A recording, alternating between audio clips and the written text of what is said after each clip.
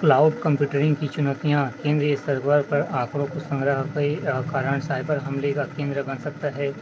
आंकड़ों की बड़े पैमाने पर क्षति से सामाजिक अधोसंरचना प्रभावित हो सकती है। सर्वर पर असुरक्षित आंकड़ों का दुरुपयोग किया जा सकता है, इनकी गोपनीयता या निजी भंग की जा सकती है। भारत में क्लाउड कंप्यूटिंग भारत सरकार द्वारा मेघराज नामक क्लाउड सेवा उपलब्ध कराई गई है, जिसे नेशनल इंफॉर्मेशन सेंटर NIC के द्वारा उपलब्ध कराया जाता है। इसका सेवा मुख्य उद्देश्य क्लाउड सेवा को गवर्नेंस एवं अन्य सरकारी गैर सरकारी नागरिक क्षेत्र में उपलब्ध कराना है। इस क्लाउड सेवा में कई प्रकार के एप्लीकेशन जोड़े जा रहे हैं, जैसे कि डिजी लॉकर। इस क्लाउड सेवा मेघराज के केंद्रीय सर्वर में स्थापित भारत में की गई है तथा इस पर भारतीय सूचना प्रौद्योगिकी अधिनियम लागू होता है, जिसमें उपभोक्ताओं की कानूनी स्थिति अधिक मजबूत होती है।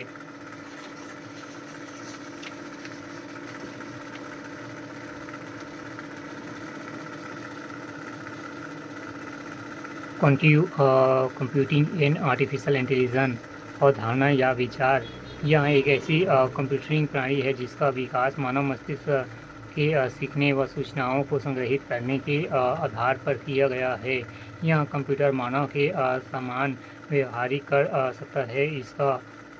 इसमें कंप्यूटर प्रोग्राम की मदद से पर्याप्त तार्किक क्षमता विकसित की जाती है ताकि वो मनुष्य के समान सीखने व मानसिक कार्य करने में सक्षम हो। इसके विपरीत स्वरूप में कृत्रिम बुद्धिमत्ता कहते हैं। इस प्रणाली के 4 प्रमुख युग है: सेल्फ लर्निंग सिस्टम्स, स्वयं सीखने और समझने की प्रणाली, डाटा माइनिंग सिस्टम, उपयोगी आंकड़ों को पहचान की प्रणाली, पैटर्न रिकॉग्निशन सिस्टम, महत्वपूर्ण संकेतों को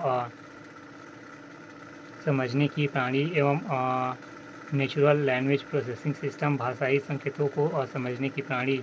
क्वांटिटेटिव कंप्यूटिंग के क्षेत्र में IBM द्वारा विकसित ऑस्टन सुपर कंप्यूटर महत्वपूर्ण है कि कृत्रिम बुद्धिमत्ता युक्त इस कंप्यूटिंग प्रणाली में विभिन्न प्रकार के प्रश्न पूछे जा सकते हैं।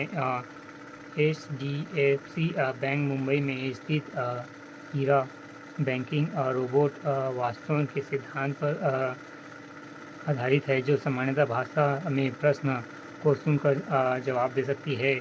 उपयोगिता के क्षेत्र। इस कंप्यूटिंग प्रणाली को विकसित करने का उद्देश्य स्वचालित सूचना प्रणाली का विकास है, जो बिना किसी मानवीय हस्तक्षेप के किसी भी प्रश्न का उत्तर समस्या का समाधान बता सकता है।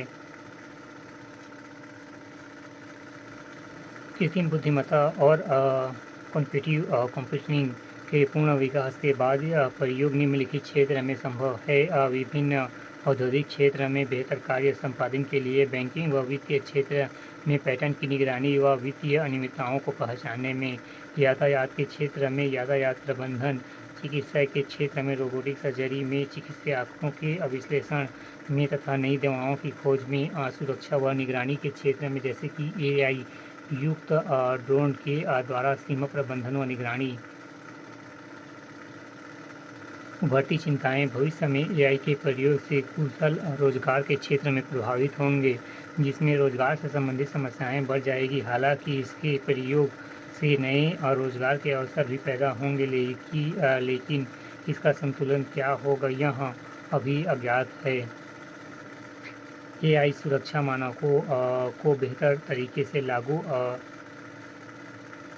करता है, जिससे औद्योगिक परिवहन क्षेत्रों में होने वाली दुर्घटनाओं में कमी आती है। लेकिन कुछ मामलों में AI का प्रयोग सड़क दुर्घटना जैसे औद्योगिक दुर्घटना का कारण भी बन सकता है। आर्टिफिशियल इंटेलिजेंस पर भारत सरकार की साफ सुथरी रणनीति।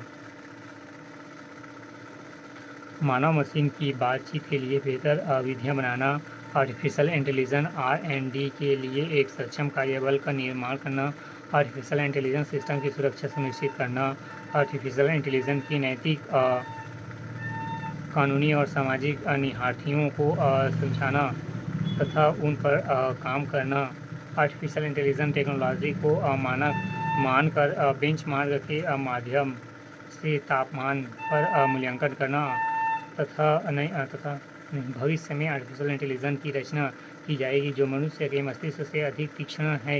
यह बुद्धिमत्ता समस्याओं के समाधान बहुत तीव्र से कर सकेगा जो मनुष्य की क्षमता से परे हैं।